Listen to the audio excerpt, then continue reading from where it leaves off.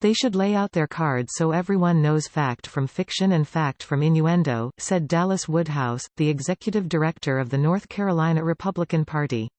If they can state with certainty that whatever bad behavior that took place could not have changed the race, then they should certify Mr. Harris. If they can state there was a substantial likelihood that the race could have been altered, then we would not oppose a new election. The deepening concerns about the 9th District center on Mr. Harris' voter turnout operation, which partly relied on L. McCrae Dowless, Jr., a political operative from Bladen County with both a felony record for fraud and an extensive history of working for Democratic and Republican campaigns. Witnesses have repeatedly described an effort that involved at least one seemingly illegal tactic, collecting absentee ballots directly from voters. The approach stirred worries that ballots may have been improperly marked for Mr. Harris or discarded if they were to be cast for Mr. McCready. Mr. Dowless declined to comment, and Mr. Harris and his supporters have denied wrongdoing.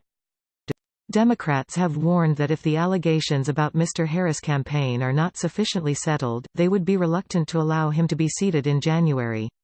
Ms. Pelosi reasserted on Thursday that the House would have the final say on who was seated and whether to investigate the election itself.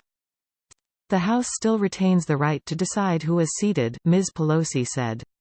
Any member-elect can object to the seating of, the swearing-in of another member-elect, and we'll see how that goes. If North Carolina officials are not able to resolve the allegations in an acceptable way, she continued, the House Administration Committee has the authority to investigate the matter itself and ultimately determine a winner.